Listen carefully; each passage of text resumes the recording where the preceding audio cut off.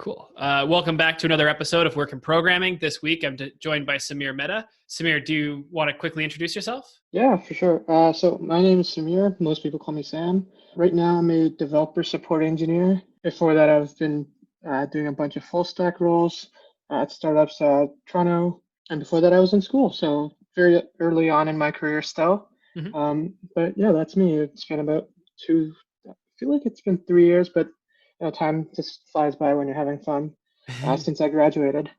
Yeah, totally. And during the middle of a pandemic, I guess. Yep, of course. Cool. And you studied computer science, right? Yeah, I studied computer science at Ryerson, downtown Toronto. Mm-hmm. And did you do like a co-op while you were in school, or did you just jump right into the workforce after school, or how did that all play out? Yeah, funny thing about that. So my GPA was horrible in first and second year. So I didn't get into the co-op program because there's a GPA requirement after the first year. But I lucked out eventually. So first, I lucked out in getting I believe it was called a work study program or something that we had at Ryerson, where you can study along with getting a job at the university in one of the departments. Mm-hmm. I ended up as a IT assistant at the Equity, Diversity, and Inclusion Office. It's been renamed, I think, now. And then after that, looked into a job at a startup with one of my friends from the program, doing PHP work, which was fun because PHP is a horrible language. But that experience really, it was great because it was very early days in that startup. So I was the second guy there. It was just me and my friend programming, building out essentially a low-code software for pharmacies. We had big clients overseas in Qatar. So it was quite a lot of fun, lots to learn there because we were the only two there programming. So we got to do a lot of cool things there. Took that experience, landed my first job out of school, and then I was on my way. Cool. And when you were building that low-code tool, how did that come to be? Because I imagine if you're working with pharmacies, that would be like a pretty.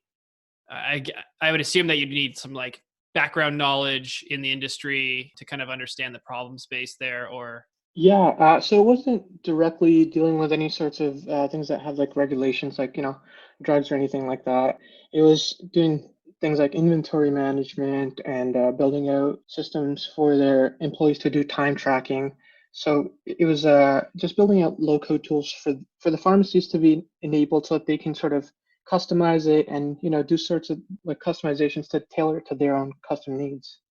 okay, very cool. And then your first job out of school, was that with DealTap? Yeah, that was with DealTap. That was a company based in Etobicoke, right near Kipling Station. So we were building I guess you could call it a smart contract platform. It wasn't really a contracts in the smart contracts in the Ethereum Web3 sort of sense. It was in the real estate space. So when you're buying a house or renting, there's like a lot of paperwork, such a hassle there because you have to go back and forth between offers, or change something out if there's certain things.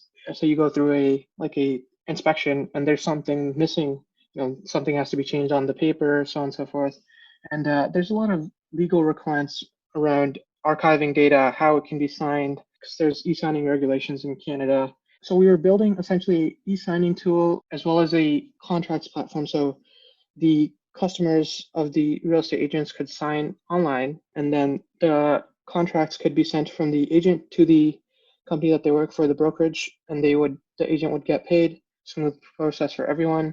Everyone's happy at the end of the day. Because with a lot of the existing tools like DocuSign, they're a bit inconsistent in terms of their product. So even in separate views in the same product, so it's not like you're on mobile versus desktop. It's like you're in the view mode versus the edit mode. This text will be slightly shifted or there'll be something off. So with real estate having such regulations around, so you can't really white out anything in real estate contracts, right? Because you kind of have to have that copy. So you have to scratch it out right on top, not exactly on top of the text, but like a little bit higher, and then make another copy and resign. And there's a whole lot of paperwork. So those are restrictions around it. So with existing tools like DocuSign, it wasn't really the best fit.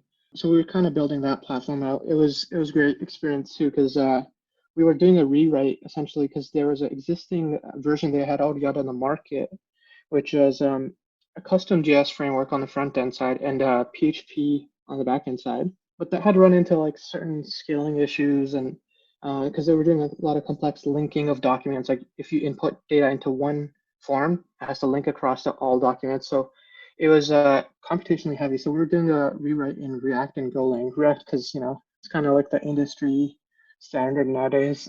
Everyone just if they learn JS, the next thing they learn, it seems, is now React, and hopefully soon Next, because I'm really a Next fanboy now. Totally. Yeah. No, I think Next has done a lot for the standardization. And then when you were working on so you said Golang in the background, were you working on the back end as well? Yeah. I was full stack. I actually started out on the backend side when we were really starting out, because when I just got hired, we were really just prototyping. Okay, should we use this database? Should we go with this technology? So I started out on the backend side, building GraphQL endpoints and resolvers out. We had initially gone with a dgraph, which is a graph database written in Golang. It's a really cool technology to work with and super fun too, because you just get your data like instantly. Essentially, it's like, oh, I need this sort of data. Whereas you would in SQL, you kind of have to do like complex joins to get certain data. It's like, oh, it's like one traversal way. Interesting. Yeah, and then started doing a lot more work on the front end side, building out, our authentication on the front end side, our sorts of like teams essentially on the platform, so you could belong to a certain brokerage and that sort of system, and a lot more on the PDF editor. That was a big undertaking. That sounds like it would be a bit of a nightmare. I've heard that PDFs are like very inconsistent across the board. Yeah. They are. They're a bit tricky to work with. What we ended up doing was we used, I believe, Mozilla's PDF.js library or one of the open source libraries, and then we built on top of it. So it was pretty solid, and we did a lot of like testing. I actually led a bit of the testing there. So I did investigation into like, should we use tools like what's that really popular on Selenium or Cypress. Cypress wasn't really going to work for us because Cypress was Chrome only. I think it still is. I think they were investigating like using others. Interesting. And then so what did you end up? Did you end up using anything for the end-to-end test, or you just didn't bother at the end, I guess? Yeah, we used Test Cafe, which is another tool, and I really liked it. It was very similar to Cypress in the sense that you can write your tests in JavaScript, and it's super easy to get going with a lot of utilities and whatnot there. But it's also, you can script it such that you can open it in Firefox, Chrome, mobile versions of those browsers, and then you can Dockerize it and so on. It was a really good solution for us because we had to make sure that if you cross something out using our like crossout tool in one browser, it renders the exact same way in a different browser on a different platform, Windows, Mac, whatever, right? That makes sense. Like that sounds a lot because I guess like from what I don't really know a whole lot about the real estate industry, but like my understanding is like they tend to use, at least lawyers a lot, like tend to use Word because they can like redline stuff, I guess, and they can save revisions. Yeah, totally. So I guess in the end, like you kind of have to like rebuild a lot of that in PDFs, I guess. Yep. Sounds like. We had to essentially rebuild like text boxes and check boxes because the text boxes have to conform to certain restrictions too, right? Like 'cause the overflow has to render exactly the same in certain browsers and all of that. And it also had to be performant too, right? Because the previous version, the 3.0 version of the product that was already on the market, the PHP one, didn't have a PDF editor built in. And we were building this from the ground up for this version of the product. And so we wanted it to be extremely performant, not like DocuSign or anything like the existing solutions out there. So I believe we did some testing. It was like we could have like 1,000 pages, 1,000 fields per page and like 100 plus fields. We capped it at like 100 pages per PDF, but you could have like 10 PDFs at the same time, all editing in like one go. And you could drag all those without like much noticeable, like really no like if you had a decent machine, but yeah, it was pretty fun. And were you like to do that? Like, are you like loading the PDFs into memory and like how do you manage all that without overloading I imagine that would just like bog down Chrome so much. Oh yeah, totally. If you load all of them at once, totally. So what we did was we would load whatever's in the view. So lazy loading everything. Like you could anything you could think of that doesn't need to be loaded right away. Lazy load. Don't even worry about it. And with the fields, we did a lot of like work to make them performant to move, and it was a lot of like heavy calculations we did to figure out like, okay, the distance from here to here is going to be this much. How do you make it move such that it looks fast enough, right? And I don't exactly remember now because it's been like 2 years what exactly we did, but it was a lot of work. That sounds pretty exciting for like a first role out of school. Like it Oh yeah, sounds like definitely. you got to dig in and like learn quite a bit, which I imagine was useful going forward. Yeah, definitely. Going forward after that job, I ended up at CareGuide where I met one of our mutual friends, Tom. CareGuide, I was also doing full stack. The stack there is Ruby, and I believe it was when I started it was React, but with Ruby on Rails. So the React was like a gem, and we had like performance issues as well with the React gem. It was essentially a node server that would spring up every time you wanted it to render anything. It was all server-side rendering, but the data, like the props, would be sent by the Ruby backend from a Haml template into the JS, and then in between that sort of node server and the backend, there was like a huge memory leak problem that we had going. I believe first month or second month, I brought down prod like 2 times, which was fun. That sounds pretty exciting. Yeah, I have never worked with Ruby with React, but I remember like a lot of my friends would like they were working on Ruby applications, and so they hadn't touched React or any like newer frameworks because from what I understood, like it wasn't like really feasible to like work with it. Did you guys stay with Ruby and like keep everything the same and just like improve? Like, how did you go about improving the React side of things?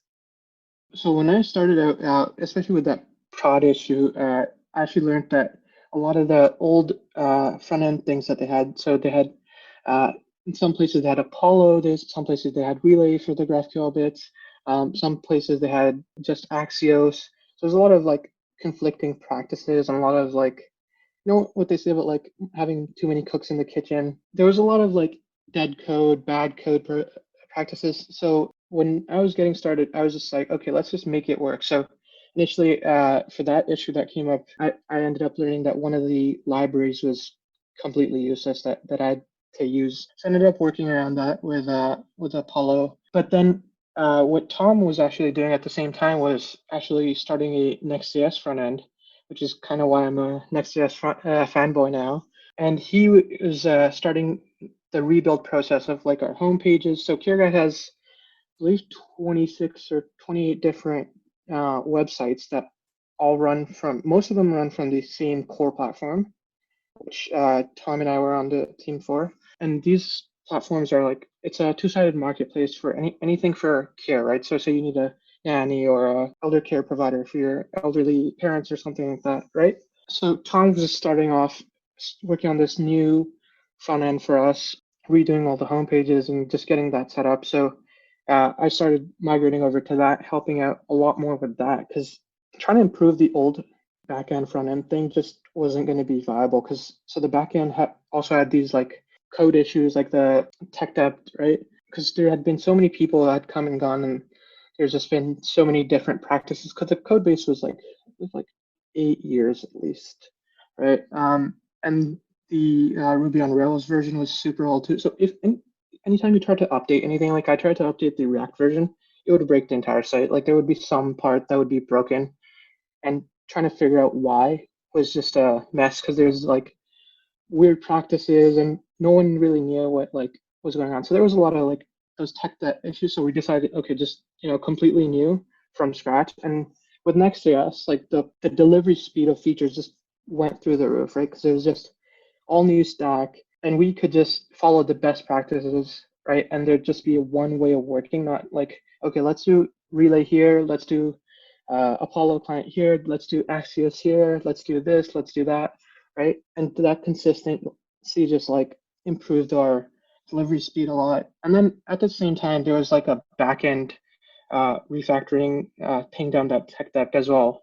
I'm just curious. So you have this Next.js application, you have to fetch data into it somehow. Were these like new? I'm assuming that these were like you were rebuilding existing sites, like some of the existing care guide websites. So if you're doing that, you're probably still hitting the same data sources. So are you like recreating endpoints, or how does fetching the data change from, do you know what I mean? Yeah. So with the old front end, so since there had been different like technologies being used at the same time, right? So relay on like one page, Paul another. That was the inconsistency. Whereas with the Next.js front end, we decided, okay, Apollo all the way, right? Because that's what we're comfortable with. We know how to work with it. We have that knowledge, and the existing endpoints already were there. But as we built it, right, as we rebuilt it, we realized, okay, some of the data that's coming from these GraphQL endpoints is also inconsistent with what's already on our current website. Like, so we had to go back and fix the old backend endpoints. So it was a lot of like on my side, it was all just front end work really with Next.js. But on the backend side, there had to be those improvements made as well. That makes a lot of sense. Yeah, because I guess like at the end of the day, like you're you're not completely rebuilding everything. You're just moving everything over. It's cool that you had those GraphQL endpoints and were able to switch over. Like, I seems like maybe there was a lot of different people working on it, but it was still well built enough that it was like fairly flexible, despite using a multitude of different tech. Yeah. For the GraphQL side on the backend, thankfully they stuck to one library, which was I believe GraphQL Ruby or Ruby some Ruby GraphQL library. I forget the name of now. But it was the backend side in terms of the responses and the tech for the GraphQL bits was very solid. So we didn't have that many issues, but there was still some inconsistencies and whatnot. So fixed those, and then eventually we started building out more of the site. So not just the home pages. Now we're working on, say, the login pages, the directory pages, which were a big thing for us. The directory pages is sort of like the, I guess, like if you're browsing like Kijiji or something, you know how there's those listings of products. Yeah, so essentially that we rebuilt that, and then even then we learned like, oh, certain websites have this flag somewhere in the Mm. code that only enables this exact feature for that website. So we had to build like weird things that were already in the backend code base. So we had to go clean those up Mm. and rebuild that. So that was a lot of fun because it in the way that like the first job was a lot of building from scratch. This was building from scratch, but also refactoring. So you kind of get that experience of like working with a mature tech stack. That makes a lot of, that's really cool. And then, yeah, so I guess, which did you prefer? Did you prefer to work with the net new, or do you prefer to work with existing systems? I think completely from scratch is just a lot more fun. You kind of get to make all the decisions, even with like the Next.js front end.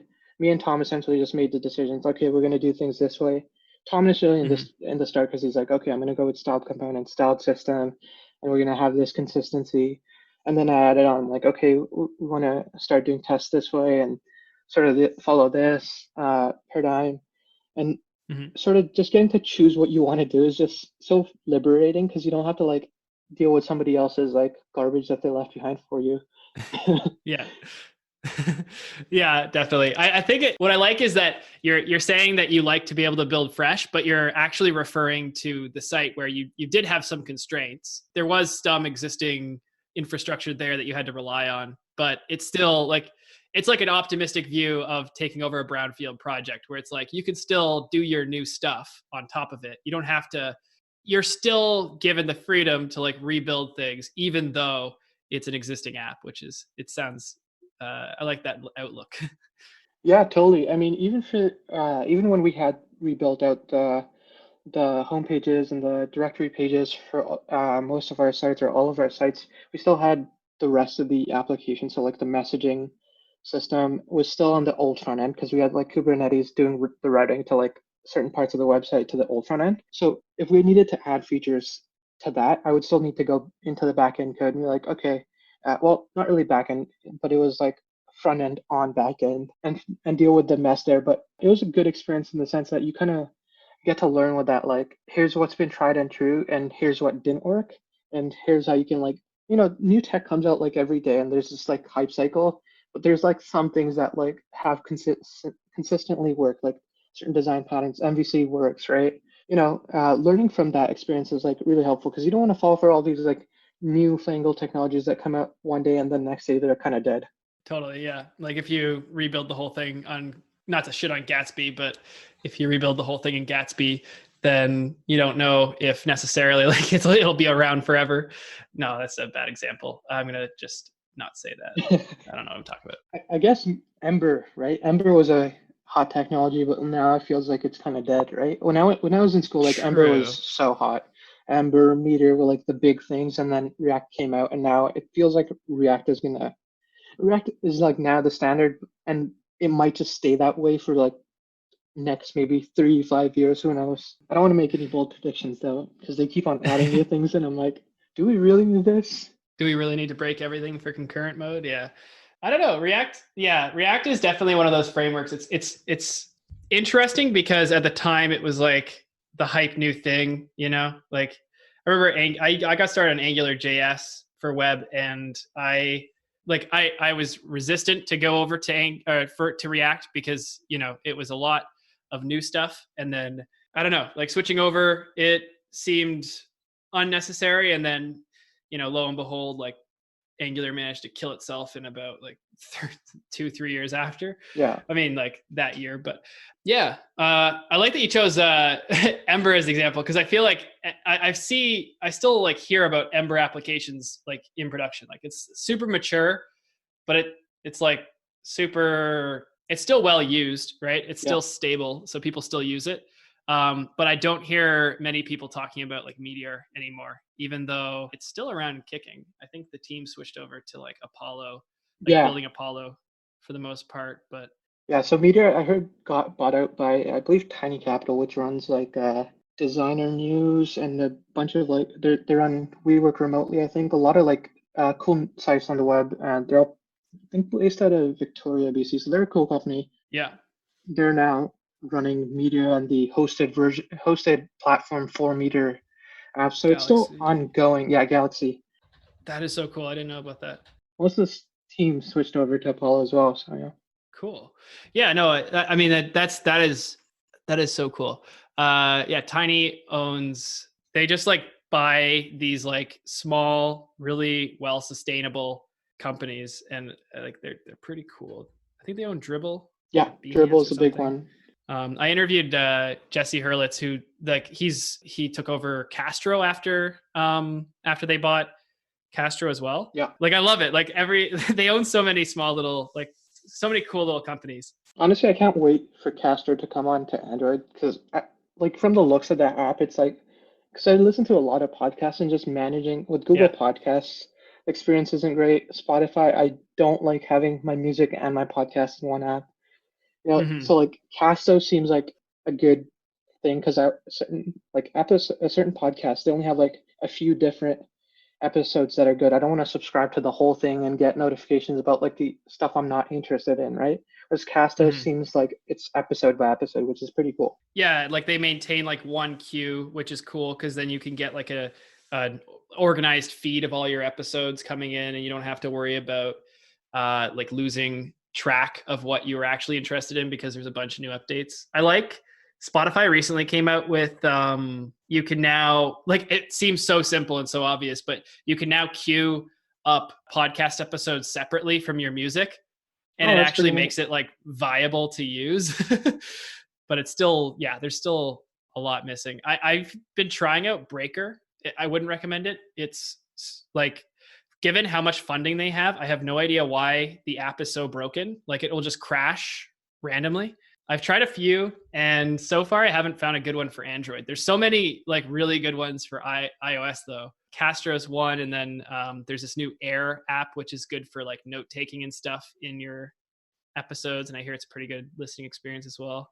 Neat. Yeah. What I like to do is like if I find a really good episode that I like, I'll keep the file. Like I'll keep the episode in Google Podcasts and not delete after I'm done listening to it, and then go back, have my computer open, listen to it, and like open up Notion, take notes simultaneously, which is like the next time you go back and listen to it, you kind of get you already know what's happened, what's been talked about, but you kind of hear the subtext too. You kind of learn a bit more, which is pretty cool. That's really interesting. That's cool. Actually, you posted something about this on one of my LinkedIn posts, but you mentioned Zettlekasten before. Do you do a lot of like note taking? Yeah. I've really been trying to get into that this year. I started around, I want to say March-ish, in getting into Zettelkasten. So I found this YouTube video, or I'm not sure where I exactly heard about it first. I think it was like a Hacker News article or something about the guy who created it and how he was so organized and wrote all these papers. And I'm like, okay, this is pretty cool. Like if I can learn this, I can actually read the books that I like to read, like the nonfiction, Indistractable and all these like sort of productivity books, and actually keep that knowledge and not have to go back and forth and re-listen to it. Because I've listened to like Deep Work by Cal Newport at least 4 times, right? Yeah. And then every year or every now and then I go back and listen to it because I'm like, probably forgot how to like actually do deep work properly. And let me go listen to that. But now I have this system which I just like search in there. I'm like, okay, I want to know how should I structure my resume? How should I do this? How should I do that? Right? I just have all the notes in there and it's all like properly structured, which is pretty genius. The person that thought of it, like really cool. Yeah, that's really interesting. And yeah, like he used it to like write, I think it was like just like hundreds of books or something like that. It's cool. And so do you keep all of this in Notion? Yeah, I try to keep it in Notion. I've tried other apps, Obsidian. I haven't never tried Realm Research, but I've heard that's really good for Zettelkasten and these sorts of like knowledge capture things as well. Mm-hmm. But for like quick notes, like Apple Notes or Google Keep, like I'll jot down an idea and then I'll transfer it into Notion. But like I find Notion just works for me. From the outside, it looks like a product that's very confusing because it's like, oh, it can do calendar, it can do your, Trello sort of thing, can do your journal, like Evernote sort of books and OneNote sort of style of note taking. But you can really customize it to what you want. So if you put in like I don't know, 20 minutes it's going to take you to like customize a process to what you already follow on like a piece of paper or whatever other system you have. It's really great. Like it has all the features that you need. Like you can upload files in there, screenshots, everything. It's really good product. I'm curious. So how do you structure it? So I use Notion for my podcast and YouTube videos and blog articles. And I just have like a Kanban board that I use to track the status of each episode or whatever thing I'm producing. And then I have like one thing that I took it off of Ali Abdal's video about resonance calendar. So it's basically just a place I dump stuff I read on the internet, and then I'll go back and take notes and like link it to different sources or whatever. But if you're taking these like detailed notes, how do you structure how do you structure that? Like, do you put it into a database? Is it just like a list? Is it just one giant note? Yeah, so what I do usually if I find some interesting article or interesting YouTube video is I'll watch a little bit of it or I'll read a little bit of it just to get an idea of what it's talking about and just like to see if it's actually interesting or if it's just, because there's so much like, especially on Medium, there's just so much like clickbaity stuff that's out there. It's like it's really not worth my time reading the whole article. But if it is, what I'll do is I'll bookmark it. I have too many bookmarks. I really need to trim down on that, like Marie Kondo the whole thing. But I'll bookmark it, and then at the end of the day, what I'll do is I'll go into my bookmarks and find an article that I thought was interesting or a YouTube video that I bookmarked. And then what I have is I have a database in my Zettelkasten that's sort of a reference box. So I keep like the where I found it, what tags it's sort of related to. So is it talking about like career related stuff like resumes or whatever, or is it talking about learning, how to like best learn, freelancing, whatever else, right? Startup ideas, this and that. And then I just kind of keep the metadata information of that in there. So like a book website, YouTube video, what's the link to it, and then I'll go into my Zettelkasten. I'll have like a index note, which is it's kind of following that same mostly the same procedure that the person that created Zettelkasten, I forget their name now, Ludwig, I think, something irrelevant. Yeah, Lumen. Yeah. Lumen. I got the article open. Nicholas Lumen. Yeah, I don't Nicholas. know how to pronounce that. Yeah, but what I'll do is I'll create like an index note just as a brief like little thing about like why I think this article or video is even important to watch or read. Like, what am I going to gain from this? Hmm. and then I'll go in and create my individual notes. So I'll have like, if I read a chapter of books, so I'm right now reading James Clear's Atomic Habits, right? I'll like read a chapter or I'll read a little bit, and then if something strikes me as like very interesting or something that's like deep or insightful, I'll note that down in a note. And then if there's something that follows from that, or if there's something that's proceeding from that, I have like link fields in my notes. So I'll link it to those. I have like a gallery system for my notes in Notion. So all kind of works out at the end of the day. And then what I do is if I'm finished with the book, I'll go into my index node again and I'll link all the links that I've like all the notes that I've taken from that book or from that YouTube video or whatever. So it's sort of like structured. So I have like kind of a mini book essentially. If I go into the index nodes, I'm like, okay, here's the most important things from this. And then I can go down this sort of tree of notes and sort of figure out what I need to know. Or, I mean, Notion has a really decent search now. The search used to be terrible before, but now it's pretty good. So if I need like specific information about something, I'll just search in the search and it gives me the exact note. Oh, cool. So it really is like serving as like a replacement for Evernote then. Yeah. So okay, that's interesting. So you've got one giant gallery for all your notes, and then you keep an index card with a summary of all the most important notes for each book. And then do you treat books and articles and YouTube videos, movies, whatever, all the same kind of? It just all goes into the box, right? Yeah, yeah, I treat them all the same. And then if something's not interesting anymore, like if I'm reading a book and it kind of just is not helpful anymore, like for example, like you've heard of Nicholas Nassim Taleb, he writes like huge books, right?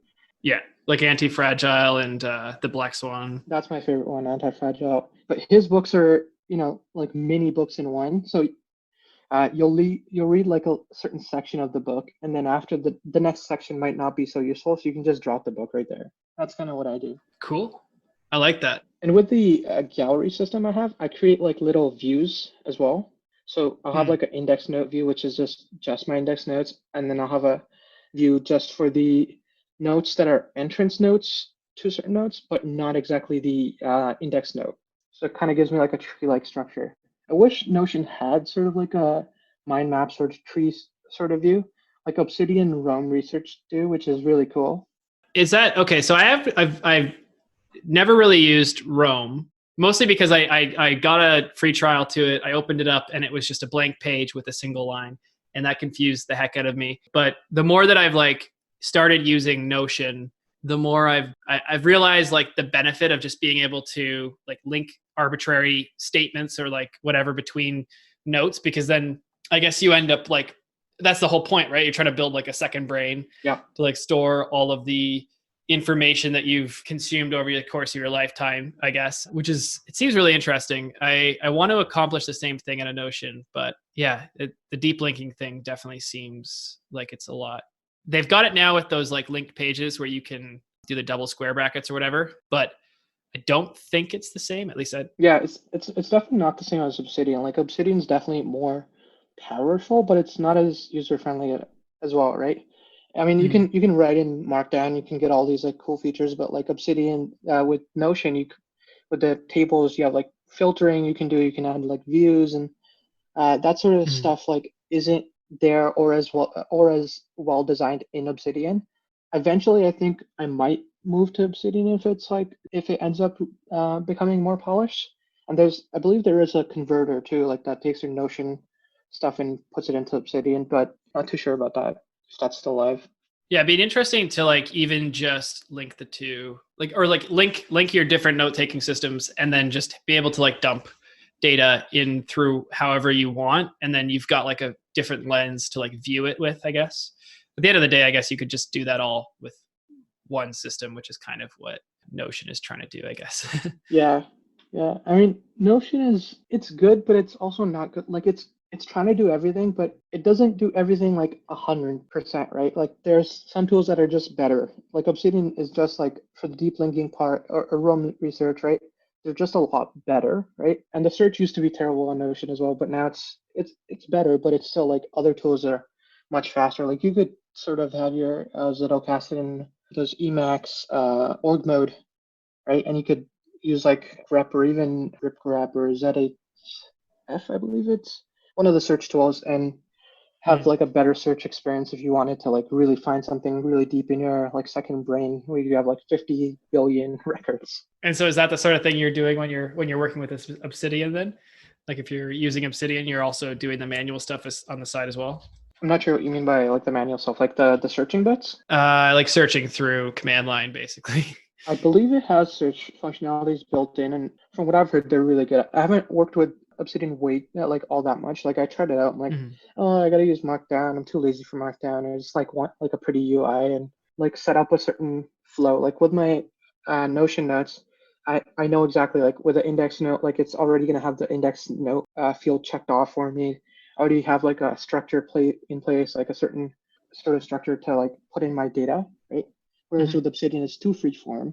For certain people, like if they want to really have that freedom, it's definitely a powerful tool. Totally. Yeah. I like that Notion is very structured. Like it gives you the ability to, I don't know, just like maintain like a standard workflow. And you're kind of like, once you've set it up, it's just there. You don't have to think about it anymore. Whereas like when I used to use Evernote, I would come up with my own system and then I'd have to continuously remember, okay, like I put everything related to people under this people category.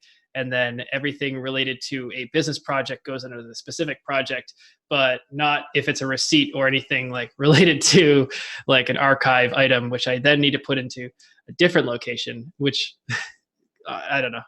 To get back to the, so what are you doing now as a developer support engineer? I'm curious what that's like. So the title's kind of confusing. I mean, it doesn't really explain what I exactly do. So what I do is more like developer advocacy, really. So the company I work for, I'm not going to name them because I don't want to. I'm not sure if I'm allowed to or whatever. But they're a big tech company in the like life sciences space. So we make a lot of like products for drug manufacturers essentially, and we have SDKs and API tooling. So essentially educating the not the business consulting, rather the consulting, the technical consulting teams we have on like what the best SDK for their certain use cases, and getting them to use like the newer features we use, sort of like advocacy plus education, that sort of work, which is really cool because I get to talk to the customer as well, right? Like the consulting customer essentially, and I get to understand their pain points, which is really fun. Yeah, and then so so developer advocacy, so you're talking directly to the customers. So you're not doing sales, like you're working with technical, like the tech consulting folks. Yeah. I work with them. I'm technically on the PM team, right? So I work with a lot of the PMs when they're developing the features, understand what the feature does, and when we do a release, I have to do like webinars on the release and educate the folks. Like, okay, for this certain release, here's the cool features we came out with. Here's why it's important for your certain like certain use case or certain regulatory use case or certain pharma life sciences use case, or how this makes your life essentially a lot better. And also work on like the API libraries and toolings, like logging any bugs or writing sample code or demos and all that sort of fun stuff. And do you enjoy that more than you did hands-on development? Not sure. You can choose one or the other, right? Because as a developer, I mean, yeah, you're working on problems, but they're technical nature. But at the end of the day, you're creating value for someone, right? That's kind of the mindset I've always had. You shouldn't really focus on the exact problem you're doing. Like, okay, you're building, say, I don't know, a database searching tool, right? Like you're making a new UI for MongoDB to search, right? Like a database tool for that. Like say something like Data Mine, I believe, or Data Grip, one of the IntelliJ tools, right? Say you're working on that. You shouldn't really care, in my view, too much about like the exact problem. Like, oh, I have to connect to MongoDB. You should care about like what's the user going to do, right? What's the value they gain from what I'm working on, what the problem is, right? And if you think from their point of view, you can, in my opinion, solve the problem a lot better. And so now you're doing that same thing, but without necessarily, like, I guess at the end of the day, you're still focused on translating that customer need or the user end need to something that someone can build. Like, it sounds like you're reporting bugs, you're in a way you're doing customer feedback or analysis, like getting input, like requirements gathering is what I was thinking there. Yeah, to a certain extent, yes, but not as deep as like the PMs would definitely do. But like if, for example, if a customer logs an issue that they're having in in our developer forums, or one of the consulting team members emails me or text messages me over or Google Chat or whatever with a problem they're having, and we don't have a solution right now, I go to the PMs. I'm like, hey, do we have a solution for this? Or I check in one of our project management tools, like, oh, do we have a feature coming out for this and release? No? Okay, how do we make the experience better? I go talk to the PMs and try to resolve that, which is really fun in my opinion. What are some of the bigger differences that you've noticed? Like, how has the role changed, and how is it like, did it surprise you in any ways that it's similar? Yeah, it's definitely a lot different from like a total engineering role, right? Here I'm talking a lot more to the end user or to the technical user and learning their pain points and doing a lot more presentations. It's a lot more of an extroverted sort of role. And I'm a developer, so I'm by nature sort of like introverted, working on my computer, like tech problem. So it's really different from that. And you kind of have to stop thinking in the engineering mindset of like, how do I solve this problem? Is it like, you kind of have to transition to like, is this a good problem to solve?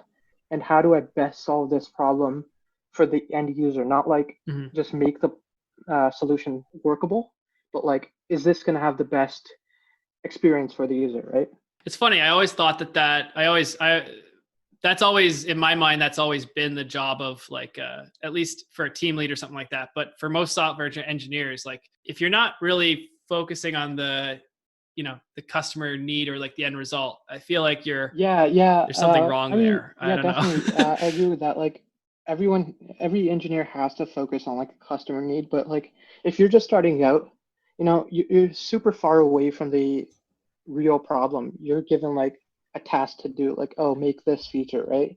And you only care about the technical implementation. You don't even care about architecture. If you're really like junior, it's an internship Right. or it's your first job, you might not care about architecture, right? Whereas if you get to like a little bit higher up on the engineering chain, you're like thinking about architecture, you're thinking about, okay, is this the best way to solve that problem? You're not really thinking about implementation details to like the nth degree, right?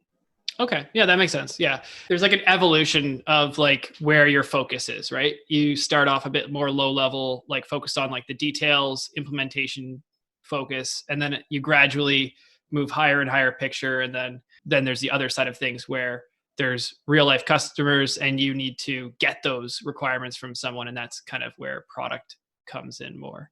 Yeah, Product team. definitely. I mean, even if you stick to the engineering route, if you get higher up, right? If you're a senior engineer, if you're a team lead, you're still exposed to the same sorts of problems, right? The same sorts of product problems. You're not thinking at the end of the day like engineering only problems. Definitely. Yeah. Is there anything you're following or particularly interested in the industry lately that you've seen maybe on Twitter or whatever? Yeah.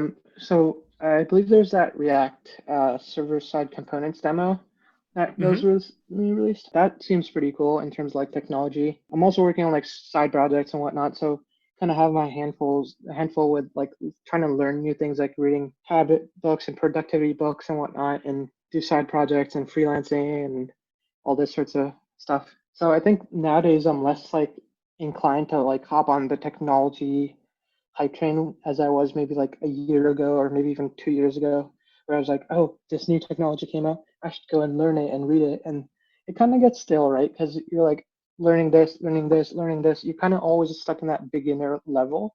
And you kind of just have to go deep into one thing and be like, okay, I know this and I'm good at this. Let me go really deep into it.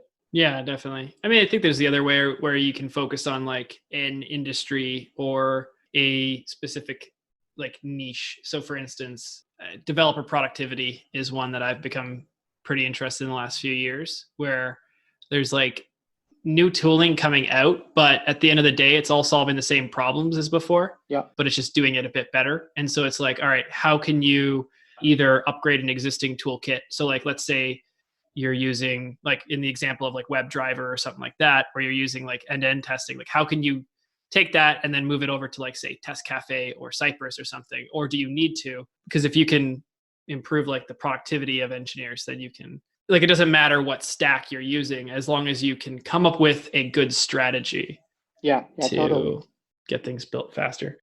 I think in that sense, like keeping on top of like the new trends is still important. But if you're focused on like developer productivity in your case, you already know what the problems are, right? Like you're for example, Tom always talks about like how onboarding people is is a is a big pain point, right? Like when you're onboarding a new engineer, you've got to set up all their like favorite IDEs and favorite shell configuration or whatever, and then the tech stack has to be set up specifically on their machine, like the databases and all that. So if there's like a new tool that like improves that by like 10%, that's still a good improvement. Yeah. Yeah. Like if you can, yeah, I mean, if you can onboard people faster, or if you can get anything done faster, then it makes everything easier, I guess. Makes hiring easier too, Oh yeah. which is nice. Okay, I'm just going to wrap it up because we're getting towards time. So if you had a student graduating university and they were like planning on getting into the industry, like do you have any advice or recommendations that you'd give them to do to find their first job or to make the most of it? Sounds like you got quite a good experience in your first few roles that really taught you quite a bit. So be curious to hear your thoughts on that.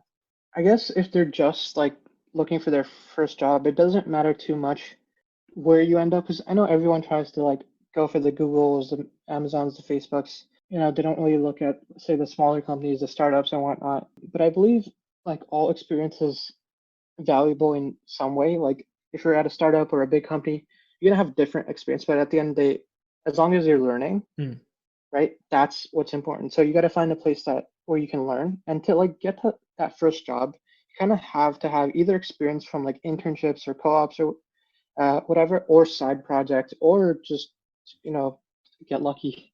I mean, luck is a big factor, I believe, in this industry, right? Like I got lucky with getting my first role where I was working with my friend and learned a lot there and leveraging that. And also, like, I believe when you're like looking for a role, you kind of have to present yourself in the best light. So a lot of people have like imposter syndrome, talking about what they've worked on, what they've achieved, right? But you kind of have to work through that problem and kind of be like, okay, I did this, right? Like I actually built this thing out.